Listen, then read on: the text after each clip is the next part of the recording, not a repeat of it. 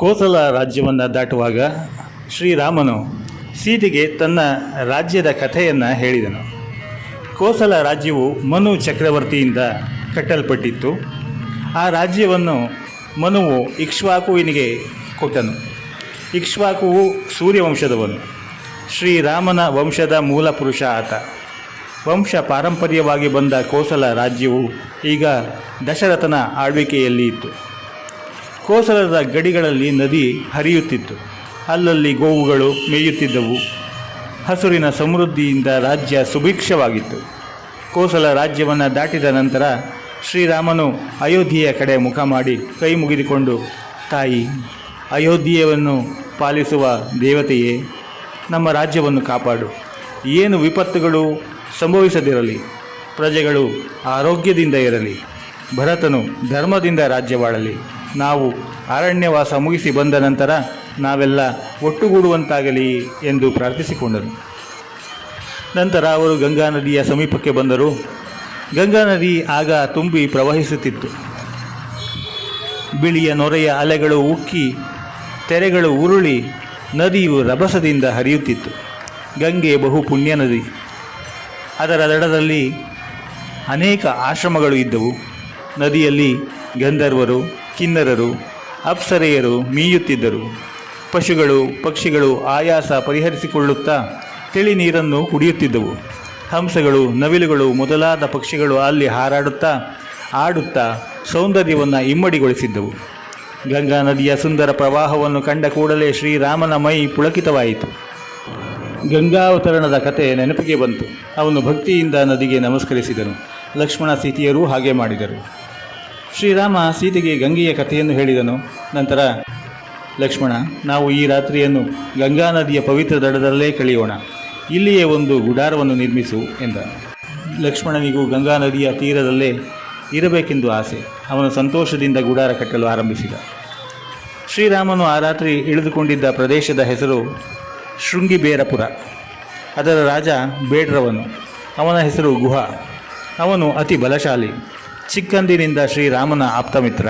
ಅವನಿಗೆ ಶ್ರೀರಾಮನು ತನ್ನ ರಾಜ್ಯಕ್ಕೆ ಬಂದಿರುವ ವಿಷಯ ತಿಳಿಯಿತು. ಕೂಡಲೇ ಮಂತ್ರಿಗಳನ್ನು ಕರೆದುಕೊಂಡು ಶ್ರೀರಾಮನು ಇಳಿದುಕೊಂಡಿದ್ದ ಸ್ಥಳಕ್ಕೆ ಬಂದನು. ಶ್ರೀರಾಮನು ಅವನನ್ನು ಆದರದಿಂದ ಎದುರುಗೊಂಡನು. ಇಬ್ಬರು ಪರಸ್ಪರ ಆಲಂಗಿಸಿಕೊಂಡರು. ಗುಹನಿಗೆ ಶ್ರೀರಾಮನ ವೃತ್ತಾಂತವನ್ನು ಕೇಳಿ ಬಹಳ ದುಃಖವಾಯಿತು. ಅವನು, ಶ್ರೀರಾಮ, ನೀನು ನಮ್ಮಲ್ಲಿಯೇ ಇದ್ದುಬಿಡು. ಶೃಂಗಿಬೇರಪುರವನ್ನು ನಿನ್ನದೆಂದೇ ತಿಳಿ. ನೀವು 3 ಜನರು ನನ್ನ ಅರಮನೆಗೆ ಬನ್ನಿ. ನಿಮಗೆ ರಾಜೋಪಚಾರ ಮಾಡುತ್ತೇನೆ. ಸುಮ್ಮನೆ ಕಾಡಿನಲ್ಲಿ ಒದ್ದಾಡಬೇಡಿ ಎಂದನು. ಶ್ರೀರಾಮ, ಗುಹ, ನಿನ್ನ ಮನಸ್ಸು ತುಂಬ ದೊಡ್ಡದು. ನನಗೆ ಕೊಟ್ಟಿರುವ ಆಹ್ವಾನಕ್ಕೆ ನಾನು ತುಂಬ ಋಣಿಯಾಗಿದ್ದೇನೆ. ಆದರೆ ನಾನು ನಿನ್ನ ರಾಜ್ಯದೊಳಕ್ಕೆ ಬರಲಾರೆ. ಕಾಡೇ ನಮ್ಮ ಮನೆ, ಹಣ್ಣು ಹಂಪಲುಗಳೇ ನಮ್ಮ ಆಹಾರ. ನಾನು ಕಾಡಿನಲ್ಲಿ ವಾಸಿಸುತ್ತೇನೆಂದು ನಮ್ಮ ತಂದೆಗೆ ಮಾತು ಕೊಟ್ಟಿದ್ದೇನೆ. ಅದನ್ನು ಪರಿಪಾಲಿಸುತ್ತೇನೆ ಎಂದನು. ಗುಹನು ಆ ರಾತ್ರಿಯನ್ನು ಅವರೊಡನೆಯೇ ಕಳೆದನು. ಶ್ರೀರಾಮನಿಗೆ ಒದಗಿದ ವನವಾಸದಿಂದ ಅವನು ಬಹಳ ದುಃಖಗೊಂಡಿದ್ದನು. ಮಾರನೆಯ ದಿನ ಬೆಳಗಾಯಿತು. ಅವರು ಗಂಗಾ ನದಿಯನ್ನು ದಾಟಿ ತಮ್ಮ ಪ್ರಯಾಣವನ್ನು ಮುಂದುವರಿಸಬೇಕಾಗಿತ್ತು. ಗುಹನು ಸುಂದರವಾದ ನಾವೆಯನ್ನು ತರಿಸಿದನು. ಆ ನಾವೆಯಲ್ಲಿ ಕುಳಿತು ಶ್ರೀರಾಮ, ಲಕ್ಷ್ಮಣ, ಸೀತೆಯರು ಪ್ರಯಾಣ ಬೆಳೆಸಿದರು. ಸುಮಂತನು ಅವರನ್ನು ದುಃಖದಿಂದ ಬೀಳ್ಕೊಂಡು ಅಯೋಧ್ಯೆಗೆ ಹಿಂತಿರುಗಿದ. 3 ನದಿಯನ್ನು ದಾಟಿದರು. ಅರಣ್ಯವನ್ನು ಪ್ರವೇಶಿಸಿದರು. ನಂತರ ಶ್ರೀರಾಮ ಲಕ್ಷ್ಮಣರು ಜಟಿಯನ್ನು ಧರಿಸಿದರು. ವಲ್ಕಲವನ್ನು ಉಟ್ಟರು.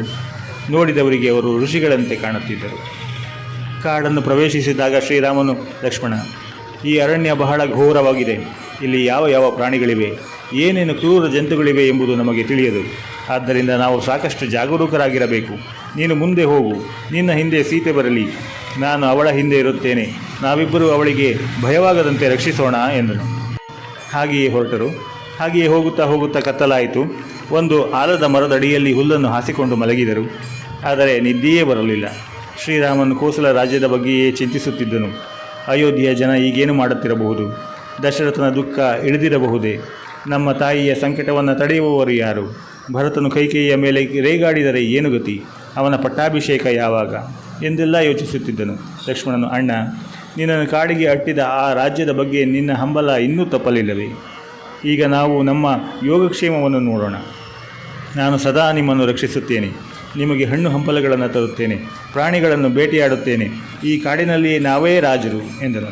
ಆ ರಾತ್ರಿ ಹಾಗೆಯೇ ಕಳೆಯಿತು. ಮಾರನೆಯ ದಿನ ಪ್ರಯಾಣವನ್ನು ಮುಂದುವರಿಸಿದರು. ಒಂದು ದೊಡ್ಡ ಅಡವಿಯನ್ನು ದಾಟಿದರು. ಪ್ರಯಾಗ ಕ್ಷೇತ್ರದ ಕಡೆ ಹೊರಟರು. ದಾರಿಯಲ್ಲಿ ಶ್ರೀರಾಮನು, ಸೀತೆ, ನಿನಗೆ ಎಂತಹ ಕಷ್ಟ ಬಂದಿತು. ರಾಜಕುಮಾರಿಯಾಗಿ ಹುಟ್ಟಿ ಸುಕುಮಾರಿಯಾಗಿ ಬೆಳೆದ ರಾಜಕುಮಾರನೆಂದು ನನ್ನ ಕೈ ಹಿಡಿದೆ. ಆದರೆ ಈಗ ನೋಡಿದರೆ ಕಾಡಿನಲ್ಲಿ ಅಲೆದಾಡಬೇಕಾಗಿದೆ. ಹಂಸತೂಲಿಕಾ ತಲ್ಪದಲ್ಲಿ ಮಲಗುತ್ತಿದ್ದವಳು ಮರದಡಿಯಲ್ಲಿ ಮಲಗಬೇಕಾಗಿದೆ. ಮೃಷ್ಟಾನ್ನ ಭೋಜನಗಳನ್ನು ತಿನ್ನುತ್ತಿದ್ದವಳು ಕಂದಮೂಲಗಳನ್ನು ತಿನ್ನಬೇಕಾಗಿದೆ. ಮೃದುವಾದ ನಿನ್ನ ಪಾದಗಳು ಮುಳ್ಳಿನಿಂದ ಚಿಚ್ಚಲ್ಪಟ್ಟು ತೂತು ತೂತಾಗಿ ಹೋಗಿದೆಯಲ್ಲ ಎಂದು ನಿಟ್ಟುಸಿರುಬಿಟ್ಟನು. ಆಗ ಸೀತೆಯು, ಶ್ರೀರಾಮಚಂದ್ರ, ನಿನ್ನ ಮಾತುಗಳನ್ನು ಕೇಳಿ ನನಗೆ ಆಶ್ಚರ್ಯವಾಗುತ್ತಿದೆ. ನಮ್ಮ ರಾಜ್ಯಗಳು ಅಧಿಕಾರಗಳು ಎಷ್ಟರ ಮಟ್ಟಿಗೆ ಶಾಶ್ವತ? ಇಂದು ರಾಜರಾದವರು ನಾಳೆ ಭಿಕ್ಷುಕರಾಗಬಹುದು. ಯಾವುದು ತಾನೇ ನಮ್ಮ ಕೈಯಲ್ಲಿದೆ? ನೀನು ನನಗಾಗಿ ದುಃಖಿಸಬೇಡ. ಪತಿ ಇದ್ದ ಸ್ಥಳವೇ ಪತ್ನಿಗೆ ಅರಮನೆ. ನಾನು ಇಲ್ಲಿ ಸಂತೋಷವಾಗಿದ್ದೇನೆ, ಸುಖದಿಂದ ಇದ್ದೇನೆ. ನೀನು ಚಿಂತಿಸಬೇಡ. ಮನುಷ್ಯನಿಗೆ ಸುಖವಾಗಲಿ ಕಷ್ಟವಾಗಲಿ ಶಾಶ್ವತವಾಗಿರುವುದಿಲ್ಲ ಎಂದು ಹೇಳಿ ಸಮಾಧಾನಪಡಿಸಿದಳು. ಪ್ರಯಾಗವು ಯಮುನಾ ಮತ್ತು ಗಂಗಾ ನದಿಗಳು ಸಂಗಮಿಸುವ ಪವಿತ್ರ ಕ್ಷೇತ್ರ. ದಾರಿಯಲ್ಲಿ ಅನೇಕ ದೇಶಗಳನ್ನು, ಮನೋಹರವಾದ ಪ್ರದೇಶಗಳನ್ನು ನೋಡುತ್ತಾ ಹೋದರು. ಸಾಯಂಕಾಲ ಸಮೀಪಿಸಿತು. ಸ್ವಲ್ಪ ದೂರದಲ್ಲಿ ಯಾವುದೋ ಆಶ್ರಮದ ಧೂಮ ಕಾಣಿಸಿತು. ಶ್ರೀರಾಮನ, ಲಕ್ಷ್ಮಣ, ಅಗೋ ನೋಡು, ಅದು ಭಾರದ್ವಾಜ ಮುನಿಗಳ ಆಶ್ರಮ ಇರಬೇಕು. ಇಲ್ಲಿ ಪವಿತ್ರವಾದ ಗಂಗಾ ಮತ್ತು ಯಮುನಾ ನದಿಗಳು ಸಂಗಮಿಸುತ್ತದೆ. ಕಿವಿಗೆ ಅಡಚಿಕ್ಕುವಂತೆ ಭಾರೀ ಶಬ್ದ ಕೇಳಿಸುತ್ತಿದ್ದೀವೆಲ್ಲವೇ? ಎರಡು ಪ್ರವಾಹಗಳು ಸೇರಿದಾಗ ಆಗುವ ಶಬ್ದ ಅದು. ನಾವು ಈ ರಾತ್ರಿಯನ್ನು ಋಷಿಗಳ ಆಶ್ರಮದಲ್ಲಿ ಕಳೆಯೋಣ ಎಂದನು. ಮೂವರು ಆಶ್ರಮವನ್ನು ಪ್ರವೇಶಿಸಿದರು.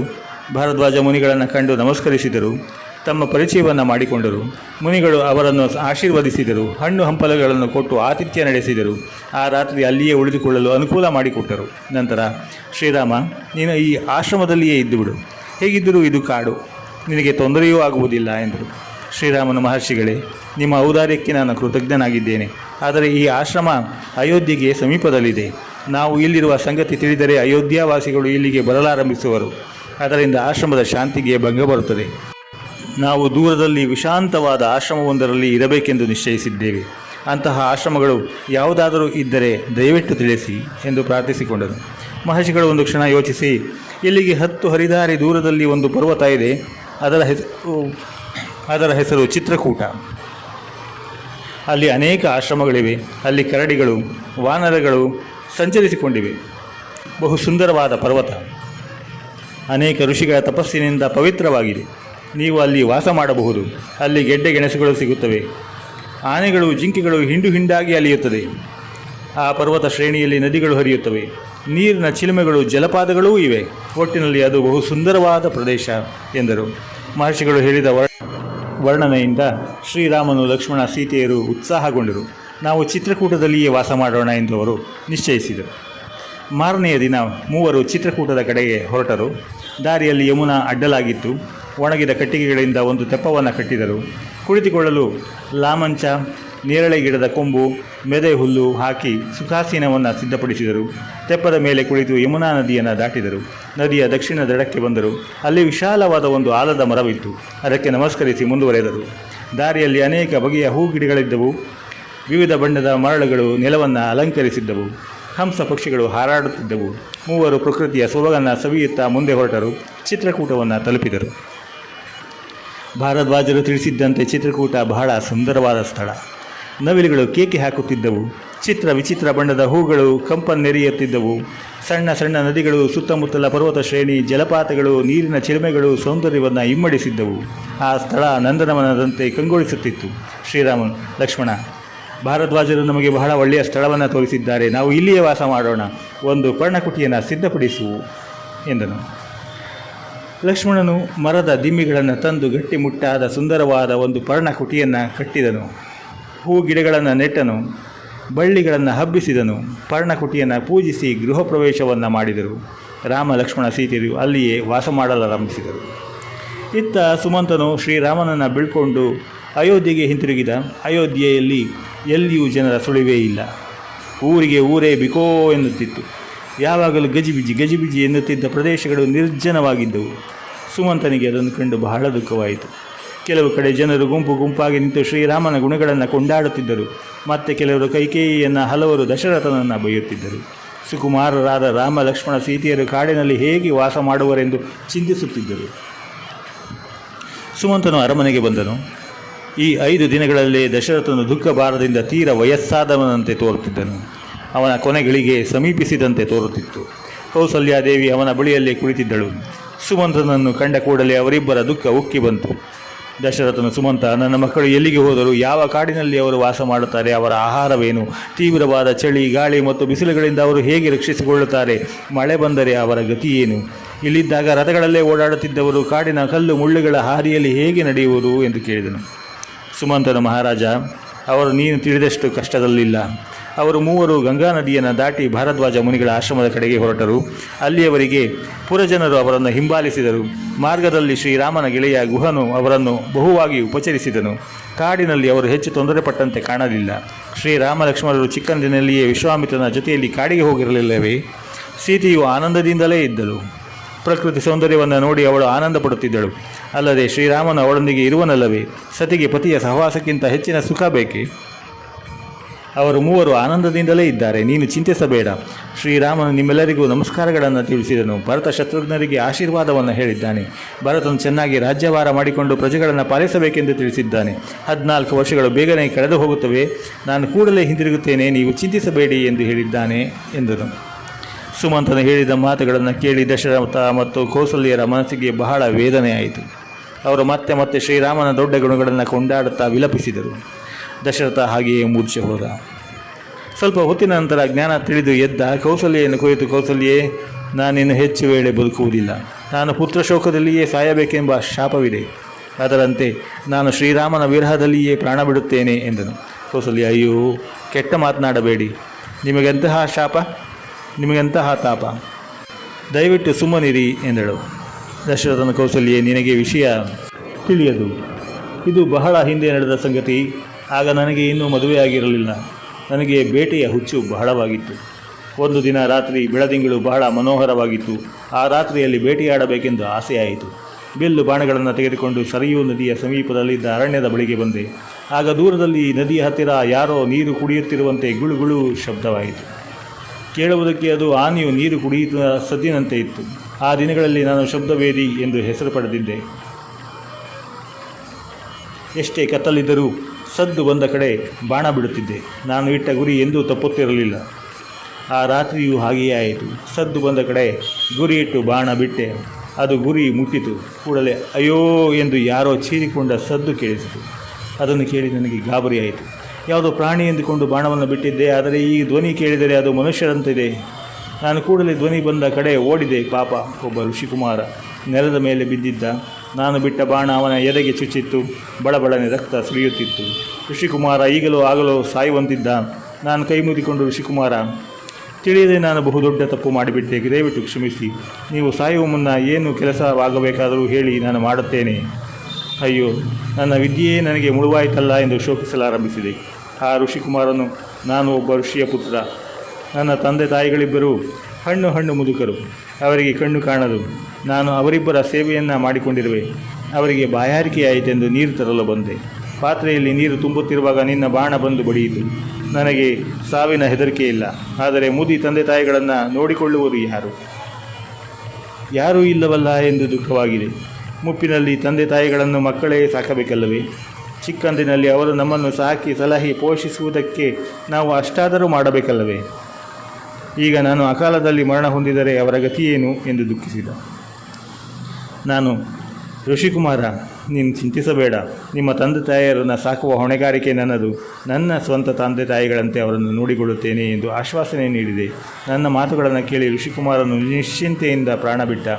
ಅನಂತರ ನಾನು ಪಾತ್ರೆಯಲ್ಲಿದ್ದ ನೀರು ತೆಗೆದುಕೊಂಡು ಅವನ ತಂದೆ ತಾಯಿಗಳು ಇದ್ದ ಸ್ಥಳಕ್ಕೆ ಹೋದೆ.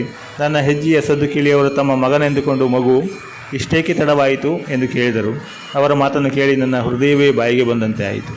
ಹೆದರಿಕೆಯಿಂದ ಅದುರು ಧ್ವನಿಯಿಂದ, ಋಷಿಗಳೇ, ನನ್ನನ್ನು ದಯವಿಟ್ಟು ಕ್ಷಮಿಸಬೇಕು. ನಾನು ನಿಮ್ಮ ಮಗನಲ್ಲ, ದಶರಥನೆಂಬ ರಾಜಕುಮಾರ. ಇಂದು ನಾನು ಘೋರವಾದ ಪಾಪವನ್ನು ಮಾಡಿದ್ದೇನೆ. ದಯವಿಟ್ಟು ಕ್ಷಮಿಸಿ ಎಂದು ಪ್ರಾರ್ಥಿಸುತ್ತಾ ನಡೆದ ಸಂಗತಿಯನ್ನು ತಿಳಿಸಿದೆ. ತಮ್ಮ ಮಗ ಇನ್ನಿಲ್ಲ ಎಂಬ ಸಂಗತಿ ತಿಳಿದ ಕೂಡಲೇ ಅವರಿಬ್ಬರು ಪ್ರಜ್ಞಾಶೂನ್ಯರಾದರು. ಶೈತ್ಯೋಪಚಾರ ಮಾಡಿ ಇಬ್ಬರನ್ನು ಎಬ್ಬಿಸಿದೆ. ಅವರು ಬಹಳ ದೈನ್ಯದಿಂದ ಪ್ರಲಾಪಿಸಲಾರಂಭಿಸಿದರು. ಅದನ್ನು ಕೇಳಿ ನನ್ನ ಕರುಳೆ ಕಿತ್ತು ಬರುವಂತಾಯಿತು. ಆದರೆ ನಾನೇನೂ ಮಾಡುವಂತಿರಲಿಲ್ಲ.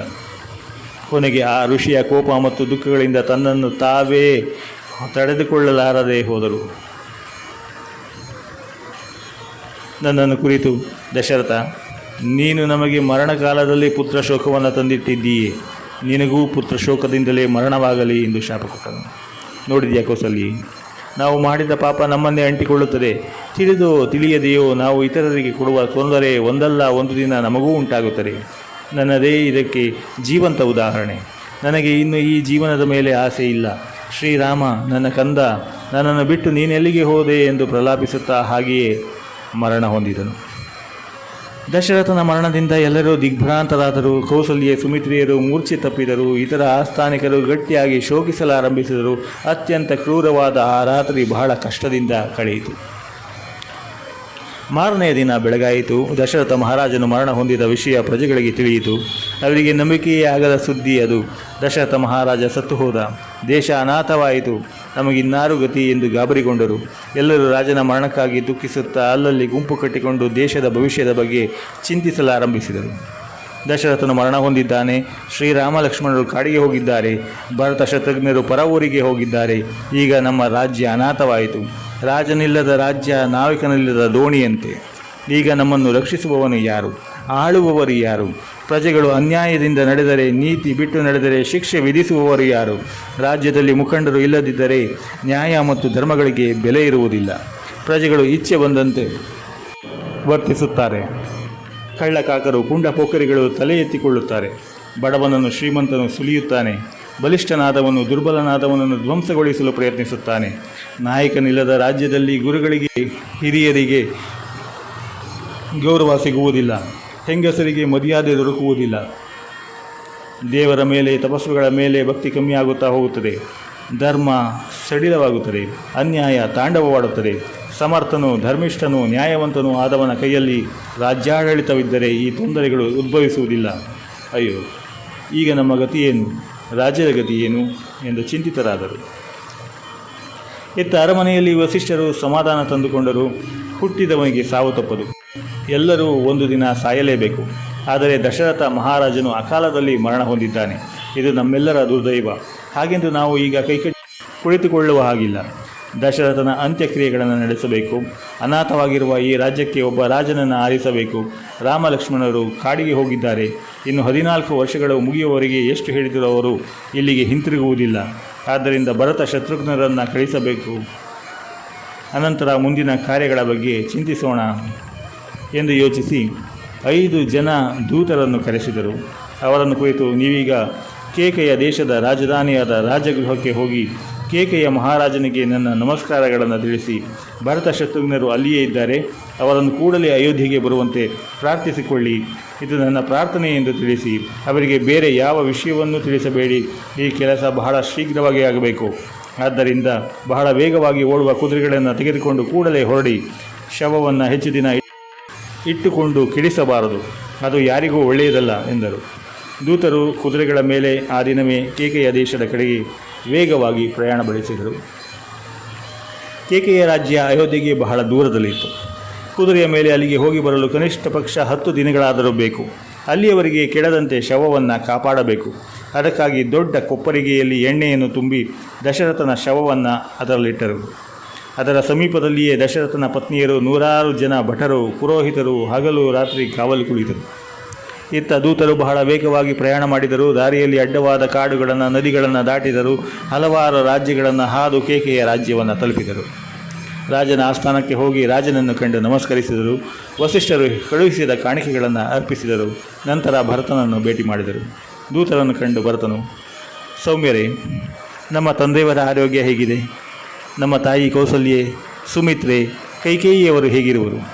ನನ್ನ ಪ್ರಿಯ ಅಣ್ಣ ಶ್ರೀರಾಮನು ಚೆನ್ನಾಗಿರುವನೇ? ಲಕ್ಷ್ಮಣನು, ಪ್ರೀತಿಯ ಅತ್ತಿಗೆ ಸೀತಾದೇವಿಯು ಹೇಗಿರುವರು? ದಯವಿಟ್ಟು ಎಲ್ಲರ ಬಗ್ಗೆಯೂ ಹೇಳಿ. ಕಳೆದ ರಾತ್ರಿ ನನಗೆ ಬಹಳ ಕೆಟ್ಟ ಕನಸುಗಳಾದವು. ಇದು ಒಳ್ಳೆಯ ಶಕುನವಲ್ಲ. ಮುಂದೆ ಬರುವ ಅಥವಾ ಈಗಾಗಲೇ ಆಗಿ ಹೋಗಿರುವ ಯಾವುದೋ ಕೆಟ್ಟ ಘಟನೆಯನ್ನು ನಾವು ಸೂಚಿಸುತ್ತವೆ. ಇದರಿಂದ ನನಗೆ ಬಹಳ ಹೆದರಿಕೆಯಾಗಿದೆ. ಆದ್ದರಿಂದ ನನಗೆ ಎಲ್ಲ ವಿಚಾರಗಳನ್ನು ಹೇಳಿ. ಪ್ರಜೆಗಳು ಕ್ಷೇಮದಿಂದ ಇರುವರೆ? ರಾಜ್ಯವು ಸುಭಿಕ್ಷವಾಗಿದೆಯೇ? ಕಳ್ಳತನ, ಮೋಸ, ಅನ್ಯಾಯಗಳು ನಡೆಯುತ್ತಿಲ್ಲ ತಾನೇ ಎಂದು ಕೇಳಿದನು. ದೂತರು, ರಾಜಕುಮಾರ, ಪ್ರಜೆಗಳು ನ್ಯಾಯನಿಷ್ಠೆಯಿಂದ ಇದ್ದಾರೆ. ದೇಶ ಸುಭಿಕ್ಷವಾಗಿದೆ. ಶ್ರೀರಾಮ ಲಕ್ಷ್ಮಣರು, ಸೀತೆಯು ಆರೋಗ್ಯದಿಂದ ಇರುವರು. ಈಗ ನಿನ್ನಿಂದ ಒಂದು ಕೆಲಸ ಆಗಬೇಕಾಗಿದೆ. ನೀನು ಈ ಕೂಡಲೇ ಅಯೋಧ್ಯೆಗೆ ಹೊರಟು ಬರಬೇಕು ಹಾಗೆಂದು ವಸಿಷ್ಠರು ತಿಳಿಸಿದ್ದಾರೆ. ಆದ್ದರಿಂದ ನೀನು ನಮ್ಮ ಜೊತೆಯಲ್ಲಿ ಅಯೋಧ್ಯೆಗೆ ಹೊರಟು ಬರುವುದು ಎಂದರು. ಭರತನು, ವಸಿಷ್ಠರು ನಮ್ಮ ಕುಲಪುರೋಹಿತರು, ಅವರು ಹೇಳಿದ ಮಾತು ನನಗೆ ಆಜ್ಞೆಯ ಸಮಾನ. ಏನೋ ಮಹತ್ತರವಾದ ಕೆಲಸ ಇರಬೇಕು, ಅದಕ್ಕೆ ಹೇಳಿ ಕಳಿಸಿದ್ದಾರೆ. ನಾನು ಕೇಕೆಯ ಮಹಾರಾಜನಿಗೆ ಹೇಳಿ ಈಗಲೇ ಹೊರಡುತ್ತೇನೆ ಎಂದು ಹೇಳಿ ಕೇಕೆಯ ಮಹಾರಾಜನ ಬಳಿಗೆ ಹೋದನು. ಅವನಿಗೆ ನಮಸ್ಕಾರ ಮಾಡಿ ದೂತರು ತಿಳಿಸಿದ ವಿಷಯವನ್ನು ಹೇಳಿದನು. ನಾನು ಅಯೋಧ್ಯೆಗೆ ಹೋಗಲು ಅನುಮತಿ ಕೊಡಿ ಎಂದನು. ಕೇಕೆಯ ಮಹಾರಾಜನು, ಭರತ, ದೂತರು ಬಹಳ ಅವಸರದಿಂದ ಬಂದಿದ್ದಾರೆ, ಆದ್ದರಿಂದ ಅದು ಬಹಳ ಮುಖ್ಯವಾದ ಕೆಲಸವೇ ಇರಬೇಕು. ನೀನು ಈಗಲೇ ಹೊರಡು. ನಿಮ್ಮ ತಂದೆ ತಾಯಿಗಳಿಗೆ ನನ್ನ ವಿಜ್ಞಾಪನೆಗಳನ್ನು ತಿಳಿಸು, ಈ ಉಡುಗೊರೆಗಳನ್ನು ಕೊಡು, ಶ್ರೀರಾಮನಿಗೆ ನನ್ನ ಆಶೀರ್ವಾದವನ್ನು ಹೇಳು ಎಂದನು. ಭರತನು ಕೂಡಲೇ ಅಯೋಧ್ಯೆಯ ಕಡೆ ಪ್ರಯಾಣ ಬೆಳೆಸಿದನು. ಮಾರ್ಗದಲ್ಲಿ ಅನೇಕ ಪ್ರಕೃತಿ ಸೌಂದರ್ಯ ಪ್ರದೇಶಗಳಿದ್ದರೂ ಅದನ್ನು ಸವಿಯುವ ಮನಸ್ಸಿರಲಿಲ್ಲ. ಯಾವುದೋ ಅಗೋಚರವಾದ ಭೀತಿ ಅವನನ್ನು ಕಾಡುತ್ತಿತ್ತು. ಯಾರಿಗೂ ಕೆಡಕಾಗದಿರಲಿ, ಎಲ್ಲ ಆರೋಗ್ಯವಂತರಾಗಿರಲಿ, ಎಲ್ಲರಿಗೂ ಮಂಗಳವಾಗಲಿ ಎಂದು ಭಗವಂತನಲ್ಲಿ ಮೊರೆ ಇಟ್ಟನು. ಹೀಗೆ 5 ದಿನಗಳ ಕಾಲ ಪ್ರಯಾಣವನ್ನು ಮುಗಿಸಿ ಅಯೋಧ್ಯೆಯ ಸಮೀಪಕ್ಕೆ ಬಂದರು. ಅಯೋಧ್ಯೆಯನ್ನು ನೋಡಿದ ಕೂಡಲೇ ಭರತನ ಮೈ ಪುಳಕಿತವಾಯಿತು. ಹಾಗೆಯೇ ಆಶ್ಚರ್ಯವೂ ಆಯಿತು. ಅಯೋಧ್ಯೆಯಲ್ಲಿ ಜೀವ ಕಳೆಯೇ ಇರಲಿಲ್ಲ. ಎತ್ತ ನೋಡಿದರೂ ಮೌನ. ಜನರ ಮುಖದಲ್ಲಿ ಕಾಂತಿ ಇಲ್ಲ. ಮನೆಗಳು ಬಾಗಿಲುಗಳು ಮುಚ್ಚಿದೆ. ಮನೆಗಳ ಮುಂದೆ ರಂಗೋಲಿ ಇಲ್ಲ. ದೇವಸ್ಥಾನಗಳಲ್ಲಿ ಗಂಟೆಗಳ ಜಾಗಟೆಯ ದನಿ ಇಲ್ಲ. ವೇದ ಘೋಷಗಳಿಲ್ಲ. ಅಂಗಡಿಗಳಲ್ಲಿ ವ್ಯಾಪಾರ ಇಲ್ಲ. ಇದೇಕೆ ಹೀಗೆ ಎಂದು ಯೋಚಿಸುತ್ತಾ ಆಶ್ಚರ್ಯಪಡುತ್ತಾ ಭರತನು ಅರಮನೆಗೆ ಹೋದನು. ಅರಮನೆಯಲ್ಲಿ ತಂದೆಯನ್ನು ಕಾಣದೆ ತಾಯಿಯ ಅಂತಃಪುರಕ್ಕೆ ಬಂದನು. ಕೈಕೇಯಿಗೆ ನಮಸ್ಕರಿಸಿದನು. ಅಮ್ಮ, ಅಯೋಧ್ಯೆ ಏಕೆ ಹೀಗಿದೆ? ಎಲ್ಲಿ ನೋಡಿದರೂ ಕಳೆಯಿಲ್ಲ. ದುಃಖ ಸೂಚನೆಗಳೇ ಕಂಡುಬರುತ್ತಿದೆ. ಯಾರೂ ಮಾತನಾಡುತ್ತಿಲ್ಲ. ಅಯೋಧ್ಯೆಯಲ್ಲಿ ಸ್ಮಶಾನ ಮೌನ ಆವರಿಸಿದೆ. ಇತ್ತ ಮಹಾರಾಜನು ಕಾಣುತ್ತಿಲ್ಲ. ಶ್ರೀರಾಮ ಲಕ್ಷ್ಮಣರು ಸೀತೆಯು ಗೋಚರಿಸುತ್ತಿಲ್ಲ. ಅವರೆಲ್ಲ ಎಲ್ಲಿ ಎಂದು ಕಳವಳದಿಂದ ಕೇಳಿದನು. ಕೈಕೇಯಿಯು, ಮಗು, ನಿನ್ನ ತಂದೆ ಸ್ವರ್ಗಸ್ಥರಾದರು. ಈ ಲೋಕದಲ್ಲಿ ಅನೇಕ ಪುಣ್ಯ ಕಾರ್ಯಗಳನ್ನು ಯಾಗ ಯಜ್ಞಗಳನ್ನು ಮಾಡಿದ್ದ ಆ ಮಹಾಪುರುಷ ಸ್ವರ್ಗದಲ್ಲಿ ಆನಂದವನ್ನು ಅನುಭವಿಸುತ್ತಿದ್ದಾರೆ. ನೀನು ಚಿಂತಿಸಬೇಡ ಎಂದಳು. ತಂದೆಯ ಮರಣದ ಸುದ್ದಿಯನ್ನು ಕೇಳಿ ಭರತನಿಗೆ ಆಕಾಶವೇ ಕಳಚಿ ಬಿದ್ದಂತಾಯಿತು. ಅವನು ಕೂಡಲೇ ಮೂರ್ಛೆ ಹೋದನು. ಕೈಕೇಯಿಯು ಇತ್ತ ದಾಸಿಯರು ಗಾಬರಿಗೊಂಡರು. ಶೈತ್ಯೋಪಚಾರ ಮಾಡಿ ಪ್ರಜ್ಞೆ ಬರಿಸಿದರು. ಭರತನು ಗಟ್ಟಿಯಾಗಿ ಹೇಳುತ್ತಾ, ಅಯ್ಯೋ ವಿಧಿಯೇ, ನೀನೇಕೆ ಇಷ್ಟು ಕ್ರೂರವಾದ ಕೆಲಸ ಮಾಡಿದೆ? ನಮ್ಮ ತಂದೆಯ ಪ್ರಾಣವನ್ನು ಇಷ್ಟು ಬೇಗ ಕೊಂಡು ಹೋದೆಯಲ್ಲ. ದೂತರು ಅವಸರದ ಕೆಲಸ ಎಂದಾಗ ಶ್ರೀರಾಮನಿಗೆ ಪಟ್ಟಾಭಿಷೇಕ ನಡೆಯಬಹುದು ಎಂಬ ಆಸೆಯಿಂದ ಬಂದೆ. ಆಹಾ, ಇದೆಂಥ ವಿಪರ್ಯಾಸ ಎಂದು ನಿಟ್ಟುಸಿರುಬಿಟ್ಟನು. ಸ್ವಲ್ಪ ಹೊತ್ತಿನ ನಂತರ, ಅಮ್ಮ, ಶ್ರೀರಾಮನೆಲ್ಲಿ? ಲಕ್ಷ್ಮಣನೆಲ್ಲಿ? ಅತ್ತಿಗೆಯವರು ಕಾಣಿಸುತ್ತಿಲ್ಲ. ಅವರೆಲ್ಲ ಎಲ್ಲಿಗೆ ಹೋದರು ಎಂದು ಕೇಳಿದನು. ಕೈಕೇಯಿಗೆ ಏನು ಉತ್ತರ ಕೊಡಬೇಕೋ ತಿಳಿಯದಾಯಿತು. ಆದರೂ ಸಾವರಿಸಿಕೊಂಡು, ಮಗು, ಅವರು ಕಾಡಿಗೆ ಹೋದರು ಎಂದಳು. ಭರತನಿಗೆ ಸಿಡಿದು ಬಿಡದಂತಾಯಿತು. ಹಾಂ, ಕಾಡಿಗೆ? ಅದೇಕೆ? ಅವರೇಕೆ ಕಾಡಿಗೆ ಹೋದರು? ಕಾಡಿಗೆ ಅವರನ್ನು ಕಳುಹಿಸಿದವರು ಯಾರು ಎಂದು ಕೇಳಿದನು. ಕೈಕೇಯಿ, ಮಗು, ಆತರ ಬೇಡ. ಆದದ್ದೆಲ್ಲ ನಿನ್ನ ಒಳ್ಳೆಯದಕ್ಕಾಗಿಯೇ. ಶ್ರೀರಾಮನು ನನ್ನ ಇಚ್ಛೆಯ ಮೇರೆಗೆ ಕಾಡಿಗೆ ಹೋದನು. ಇನ್ನು 14 ವರ್ಷಗಳು ಅವನು ಹಿಂತಿರುಗುವುದಿಲ್ಲ. ಇನ್ನು ಮೇಲೆ ನೀನೇ ರಾಜ. ನಿನಗೆ ಪಟ್ಟಾಭಿಷೇಕ ನಡೆಯುತ್ತದೆ. ನೀನು ಬೇಗ ಸಮಾಧಾನ ತಂದುಕೋ. ನಿನ್ನ ತಂದೆಯವರ ಶವ ಸಂಸ್ಕಾರಗಳನ್ನು ಮುಗಿಸು. ಅನಂತರ ಪಟ್ಟಾಭಿಷೇಕ ನಡೆಯುತ್ತದೆ ಎಂದಳು. ಭರತನಿಗೆ ಕೈಕೇಯಿಯ ಮಾತನ್ನು ಕೇಳಿ ಮೈ ಮೇಲೆ ಕೆಂಡ ಸುಳಿದಂತಾಯಿತು. ಆಕೆ ಆಡುತ್ತಿರುವ ಮಾತು ಹಾಸ್ಯವೋ ನಿಜವೋ ತಿಳಿಯದಾಯಿತು. ಆದರೆ ಅದು ಅಪಹಾಸ್ಯಕ್ಕೆ ಸಮಯವಲ್ಲ. ಆದ್ದರಿಂದ ಅವಳು ಹೇಳುತ್ತಿರುವುದು ನಿಜವಿರಬೇಕು. ಹಾಗೆ ಯೋಚಿಸಿದ ಕೂಡಲೇ ಭರತನಿಗೆ ತಾಯಿಯ ಮೇಲೆ ಅಸಹ್ಯ ಉಂಟಾಯಿತು. ಕೋಪದಿಂದ ಮೈ ನಡುಗಲಾರಂಭಿಸಿತು. ಅವನು, ಎಲೆ ಪಾಪಿ, ನಿನ್ನನ್ನು ಅಮ್ಮ ಎಂದು ಕರೆಯಲು ನನಗೆ ಅಸಹ್ಯವಾಗುತ್ತದೆ. ಶ್ರೀರಾಮನನ್ನು ಕಾಡಿಗೆ ಅಟ್ಟಿದೆಯಲ್ಲವೇ? ಕಾಡಿಗೆ ಹೋಗಲು ಶ್ರೀರಾಮನು ಏನು ಪಾಪ ಕಾರ್ಯ ಮಾಡಿದ್ದ? ಅಂತಹ ಧರ್ಮಾತ್ಮ, ಸತ್ಯವಂತ, ಪುಣ್ಯವಂತನನ್ನು ಕಾಡಿಗೆ ಇಟ್ಟಲು ನಿನಗೆ ಹೇಗೆ ಮನಸ್ಸು ಬಂತು? ನಾವು ಅಣ್ಣ ತಮ್ಮಿಂದರಲ್ಲಿ ಅವನಲ್ಲವೇ ಹಿರಿಯ? ತಂದೆಯ ಮರಣ ನಂತರ ಅವನಲ್ಲ ರಾಜನಾಗಬೇಕಾದ್ದು. ಅವನನ್ನು ಕಾಡಿಗೆ ಇಟ್ಟಿದರೆ ನಾನು ಪಟ್ಟಾಭಿಷೇಕಕ್ಕೆ ಒಪ್ಪಿಕೊಳ್ಳುತ್ತೇನೆಂದು ನಿನಗೆ ಯಾರು ಹೇಳಿದರು? ಅಣ್ಣನ ಪದವಿಯನ್ನು ತಮ್ಮನ್ನು ಅಪೇಕ್ಷಿಸಬಹುದೇ? ಅಣ್ಣನು ಹೇಳಿದ ಕೆಲಸವನ್ನು ಮಾಡುವುದಷ್ಟೇ ನನ್ನ ಕರ್ತವ್ಯ. ಅವನ ಸೇವೆ ಮಾಡುವುದು, ರಾಜ್ಯಾಡಳಿತದಲ್ಲಿ ಸಹಾಯ ಮಾಡುವುದು ಅಷ್ಟೇ ನನ್ನ ಕೆಲಸ. ಆದರೆ ಸಿಂಹಾಸನದಲ್ಲಿ ಕುಳಿತುಕೊಳ್ಳುವ ಯೋಗ್ಯತೆ ನನಗಿದೆಯೇ? ಮನೆಯ ಹಿರಿಯ ಮಗನಾದ ಶ್ರೀರಾಮನದೇ ಆ ಕೆಲಸ. ಅವನು ಪ್ರಜೆಗಳನ್ನು ಹಿತವಾಗಿ ಕಾಣಬಲ್ಲ. ಧರ್ಮದಿಂದ ನಿಷ್ಠೆಯಿಂದ ರಾಜ್ಯವಾಳಬಲ್ಲ. ಪ್ರಜೆಗಳಿಗೂ ಅವನನ್ನು ಕಂಡರೆ ಅದೆಷ್ಟು ಪ್ರೀತಿ. ಶ್ರೀರಾಮನನ್ನು ನೀನು ಕಾಡಿಗೆ ಅಟ್ಟಿದೆಯಲ್ಲ, ನಿನಗೆ ರೌರವ ನರಕ ಕಾದಿದೆ. ಘೋರವಾದ ಕೆಲಸವನ್ನು ಮಾಡಿ ನಮ್ಮ ವಂಶಕ್ಕೆ ಕೆಟ್ಟ ಹೆಸರು ತಂದುಬಿಟ್ಟೆ. ಪಾಪ ಲಕ್ಷ್ಮಣ ಸೀತೆಯರು ಕಾಡಿಗೆ ಹೋದರಲ್ಲವೇ? ಅಯ್ಯೋ, ಆ ಜಾನಕಿ ರಾಜಕುಮಾರಿ ಕಾಡಿನಲ್ಲಿ ಅದೆಷ್ಟು ಕಷ್ಟಪಡುವಳು. ಅವಳ ಅರಮನೆಯನ್ನು ಬಿಟ್ಟಾಗ ನಿನಗೆ ದುಃಖವಾಗಲಿಲ್ಲವೇ? ಅಬ್ಬಾ, ನಿನ್ನದು ಕಲ್ಲು ಹೃದಯವೇ ಸರಿ. ಹೆಂಗಸರ ಮನಸ್ಸು ಮೃದುವಾಗಿರಬೇಕು. ಅವರು ಯಾವಾಗಲೂ ಎಲ್ಲರಿಗೂ ಒಳ್ಳೆಯದನ್ನೇ ಬಯಸಬೇಕು. ನಮ್ಮವರು ಬೇರೆಯವರು ಎಂಬ ಭೇದ ಮಾಡಬಾರದು. ಆದರೆ ನೀನು ಇದೆಲ್ಲವನ್ನು ಮೀರಿ ನಡೆದಿದ್ದಿ. ನಿನ್ನ ಮನಸ್ಸು ಅತ್ಯಂತ ಕಠಿಣವಾದದ್ದು. ಆದ್ದರಿಂದಲೇ ಅವರನ್ನು ಕಾಡಿಗೆ ಅಟ್ಟಿದ್ದೀಯೆ. ನೀನು ಯಾರಿಗೂ ಒಳ್ಳೆಯದನ್ನು ಬಯಸುವುದಿಲ್ಲ. ಇಲ್ಲದಿದ್ದರೆ ಶ್ರೀರಾಮನನ್ನು ವನವಾಸಕ್ಕೆ ಅಟ್ಟುತ್ತಿರಲಿಲ್ಲ. ನಿನ್ನಿಂದಲೇ ದಶರಥನು ಸತ್ತನು. ನನಗೂ ಶ್ರೀರಾಮಚಂದ್ರನಿಗೂ ಭೇದವನ್ನು ಕಲ್ಪಿಸಿದ್ದೀಯೆ. ಒಬ್ಬನಿಗೆ ಪಟ್ಟಾಭಿಷೇಕ, ಮತ್ತೊಬ್ಬನಿಗೆ ಅರಣ್ಯವಾಸವನ್ನು ಬಯಸಿದ್ದೀಯೆ. ಪಾಪ, ಕೌಸಲ್ಯ ಸುಮಿತ್ರಿಯರು ಇದರಿಂದ ಎಷ್ಟು ದುಃಖಪಟ್ಟು. ದಶರಥನ ಮರಣದ ಕಾರಣ ನನಗೆ ಈಗ ಗೊತ್ತಾಯಿತು. ನಿನ್ನ ಈ ಕುಹಕ ಬುದ್ಧಿಯಿಂದ ಪಾಪ ಕಾರ್ಯದಿಂದ ದಶರಥ ಮಹಾರಾಜನ ಹೃದಯ ಒಡೆದು ಹೋಗಿದೆ. ಅಯ್ಯೋ, ಮಹಾರಾಜ ತನ್ನ ಕೊನೆಯ ದಿನಗಳನ್ನು ಸುಖವಾಗಿ ಕಳೆಯಲಾಗಲಿಲ್ಲವಲ್ಲ. ಮಕ್ಕಳ ಶೋಕದಿಂದಲೇ ರಾಜನು ಸಾಯುವಂತೆ ಮಾಡಿದ್ದೀಯೆ. ನೀನು ಬಹಳ ನೀಚ ಹೆಂಗಸು ಒಳ್ಳೆಯ ಮನಸ್ಸಿನವಳಾಗಿದ್ದರೆ ಮನೆಯಲ್ಲಿ ಸುಖ ಸಂತೋಷಗಳು ಇರುತ್ತವೆ. ಆದರೆ ನಿನ್ನಂತಹ ಪಾಪ ಬುದ್ಧಿಯವಳಾದರೆ ಆ ಮನೆ ಸ್ಮಶಾನದಂತಿರುತ್ತದೆ. ರಾಜ್ಯವನ್ನು ನಾನು ಸಂತೋಷದಿಂದ ಒಪ್ಪಿಕೊಳ್ಳುತ್ತೇನೆ ಎಂದು ನೀನು ಭಾವಿಸಿದ್ದರೆ ಅದು ನಿನ್ನ ತಪ್ಪು. ರಾಮನಿಲ್ಲದ ರಾಜ್ಯ ನನಗೆ ಬೇಡ. ನಾನು ಕಾಡಿಗೆ ಹೋಗುತ್ತೇನೆ. ಕೌಸಲ್ಯ ಸುಮಿತ್ರಿಯರನ್ನು ಕರೆದುಕೊಂಡು ಹೋಗುತ್ತೇನೆ. ಈ ರಾಜ್ಯದ ಎಲ್ಲ ಪ್ರಜೆಗಳು ನನ್ನೊಡನೆ ಬರುತ್ತಾರೆ. ನಾವೆಲ್ಲ ಕಾಡಿಗೆ ಹೊರಟು ಹೋಗುತ್ತೇವೆ. ನೀನು ಈ ಅರಮನೆಯಲ್ಲೇ ಇರು. ನಿನ್ನಿಚ್ಛೆ ಬಂದಂತೆ ವರ್ತಿಸು. ನಾನು ಇಲ್ಲಿರಲು ಇಷ್ಟಪಡುವುದಿಲ್ಲ ಎಂದು ಭರತನ ಮೇಲಿದ್ದನು. ಆ ಹೊತ್ತಿಗೆ ವಸಿಷ್ಠರು ಅಲ್ಲಿಗೆ ಬಂದರು. ಭರತ, ನಿನ್ನ ದುಃಖ ಏನೆಂದು ನನಗೂ ಅರ್ಥವಾಗುತ್ತದೆ. ಆದರೆ ಅದಕ್ಕೆ ಸಮಯ ಈಗಲ್ಲ. ನಿಮ್ಮ ತಂದೆಯವರ ಶವ ಸಂಸ್ಕಾರ ಆಗಬೇಕಾಗಿದೆ. ಇಲ್ಲದಿದ್ದರೆ ಅವರಿಗೆ ಸ್ವರ್ಗ ಪ್ರಾಪ್ತಿ ಆಗುವುದಿಲ್ಲ. ಮೊದಲು ಶವ ಸಂಸ್ಕಾರ ನಡೆಸು ಎಂದರು. ಭರತನು ಹಾಗೆಯೇ ಆಗಲಿ ಎಂದು ಶವ ಸಂಸ್ಕಾರ ನಡೆಸಲು ಸಿದ್ಧನಾದನು. ಕೌಸಲ್ಯ ಸುಮಿತ್ರಿಯರು ಅಲ್ಲಿಗೆ ಬಂದರು. ಭರತನಿಗೆ ಅವರನ್ನು ಕಂಡು ದುಃಖ ಉಕ್ಕಿ ಬಂತು. ಆರ್ದ್ರನಾಗಿ ಕಣ್ಣೀರು ಸುರಿಸುತ್ತಾ ಇಬ್ಬರಿಗೂ ನಮಸ್ಕರಿಸಿ, ಅಮ್ಮ, ನನ್ನನ್ನು ಕ್ಷಮಿಸಿ. ನನಗೆ ಇಲ್ಲಿ ನಡೆದ ಸಂಗತಿ ತಿಳಿಯದು. ಪಾಪಿಯಾದ ನಮ್ಮ ತಾಯಿ ಇಂತಹ ಕೆಟ್ಟ ಕೆಲಸ ಮಾಡಬಹುದೆಂದು ನನಗೆ ತಿಳಿದಿರಲಿಲ್ಲ ಎಂದನು. ಕೌಸಲ್ಯೆ, ಭರತ, ಸಮಾಧಾನ ತಂದುಕೋ. ನಿಮ್ಮ ತಾಯಿಯನ್ನು ನಿಂದಿಸಬೇಡ. ಎಷ್ಟೆಂದರೂ ಆಕೆ ನಿನ್ನನ್ನು ಹಡೆದವಳು. ತಾಯಿಗೆ ಮಕ್ಕಳೆಂದರೆ ಪ್ರಾಣ. ಮಕ್ಕಳ ಒಳ್ಳೆಯದಕ್ಕಿಗೆ ಅವಳು ಬಹಳ ಕಷ್ಟಪಡುತ್ತಾಳೆ. ನಿಮ್ಮ ತಾಯಿಯು ನಿನಗೆ ಒಳ್ಳೆಯದಾಗಲಿ ಎಂದು ಹೀಗೆ ಮಾಡಿದಳು. ಅದಕ್ಕೆ ಯಾರೂ ಏನೂ ಮಾಡಲಾರರು. ನಮ್ಮ ಹಣೆಯಲ್ಲಿ ಬರೆದಿದ್ದುದನ್ನು ನಾವು ಅನುಭವಿಸಲೇಬೇಕು. ಮಹಾರಾಜನ ಮರಣ ಹೀಗೇ ಆಗಬೇಕೆಂದು ದೈವೇಚ್ಛೆ ಇತ್ತು. ರಾಮನು ಕಾಡಿಗೆ ಹೋಗಬೇಕೆಂದು ಅವನ ಜಾತಕದಲ್ಲಿ ಬರೆದಿದೆ.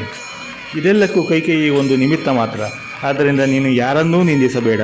ತಂದೆಯವರ ಸಂಸ್ಕಾರದ ಕಡೆ ಗಮನ ಕೊಡು ಎಂದಳು. ಭರತನು, ಅಮ್ಮ, ನನ್ನ ಚಿಂತೆ ಬೇರೇನೂ ಇಲ್ಲ. ರಾಜ್ಯದ ಹಿರಿಯರು ಹೀಗೆ ಹುಚ್ಚಾಗಿ ವರ್ತಿಸಿದರೆ ರಾಜ್ಯದ ಗತಿಯೇನು? ರಾಜ್ಯವನ್ನಾಳುವವರೇ ನೀಚ ಕಾರ್ಯಗಳನ್ನು ಮಾಡಿದರೆ ಪ್ರಜೆಗಳ ಗತಿಯೇನು ಎಂದು ನಿಟ್ಟುಸಿರು ಬಿಡುತ್ತಾ ತಂದೆಯವರ ಶವ ಸಂಸ್ಕಾರಗಳನ್ನು ನಡೆಸಲು ಸಿದ್ಧನಾದನು. ದಶರಥ ಮಹಾರಾಜನ ಶವವನ್ನು ಕೊಪ್ಪರಿಗೆಯಿಂದ ತೆಗೆದರು. ಮಹಾರಾಜನ ಶವವನ್ನು ನೋಡಿದ ಕೂಡಲೇ ಭರತನ ದುಃಖ ಉಮ್ಮಳಿಸಿ ಬಂತು. ತಾನು ಸೋದರ ಮಾವನ ಮನೆಗೆ ಹೋಗಿ ಬರುವಷ್ಟರಲ್ಲಿ ಎಷ್ಟು ಅನಾಹುತ ನಡೆದು ಹೋಯಿತಲ್ಲ ಎಂದು ದುಃಖಿಸಿದನು. ಮಹಾರಾಜನ ಮೃತದೇಹವನ್ನು ಪಲ್ಲಕ್ಕಿಯಲ್ಲಿಟ್ಟರು. ಮೆರವಣಿಗೆಯಲ್ಲಿ ತೆಗೆದುಕೊಂಡು ಹೋದರು. ದಾರಿಯಲ್ಲಿ ಅಪಾರವಾದ ಜನಸಂದಣಿ. ತಮ್ಮ ರಾಜನ ಅಂತಿಮ ದರ್ಶನವನ್ನು ಮಾಡಲೆಂದೇ ಜನಸಾಗರವೇ ನೆರೆದಿತ್ತು. ಮೆರವಣಿಗೆಯಲ್ಲಿ ಭರತನು, ಮಂತ್ರಿಗಳು, ಆಸ್ಥಾನಿಕರು, ಋತ್ವಿಜರು ಭಾಗವಹಿಸಿದ್ದರು. ರಾಜನ ದೇಹವನ್ನು ಚಿತಿಯಲ್ಲಿಟ್ಟ ನಂತರ ಭರತನು ಶಾಸ್ತ್ರೋಕ್ತವಾಗಿ ಅಗ್ನಿಸ್ಪರ್ಶ ಮಾಡಿದನು. ಸಾಮಗರು ಸಾಮಗಾನ ಹಾಡಿದರು. ದಶರಥನ ದೇಹ ಬೆಂಕಿಯಲ್ಲಿ ಉರಿಯುತ್ತಿರುವಾಗ ಪುರಜನರು ದುಃಖದಿಂದ ಕಂಗೆಟ್ಟರು. ಹೆಂಗಸರು ಮಕ್ಕಳು ಅಳುತ್ತಾ ತಮ್ಮ ಬಾಷ್ಪಾಂಜಲಿಯನ್ನು ಅಗಲಿದ ರಾಜನಿಗೆ ಅರ್ಪಿಸಿದರು. ಚಿತಾಭಸ್ಮವಾದ ಮೇಲೆ ಎಲ್ಲರೂ ಭಾರವಾದ ಹೃದಯದೊಂದಿಗೆ ಹಿಂದಿರುಗಿದರು. 10 ದಿನಗಳು ಎಲ್ಲ ವಿಧಿಗಳು ನಡೆದವು. ಭರತನು ಅಗಾಧವಾಗಿ ದಾನ ಧರ್ಮಗಳನ್ನು ಮಾಡಿ ಎಲ್ಲರನ್ನೂ ತೃಪ್ತಿಪಡಿಸಿದನು. ಆದರೂ ಅವನ ದುಃಖ ಮಾತ್ರ ಕಮ್ಮಿಯಾಗಲಿಲ್ಲ. ಪ್ರತಿದಿನ ತಂದೆಯನ್ನು ನೆನೆದು ಅಳುತ್ತಿದ್ದನು.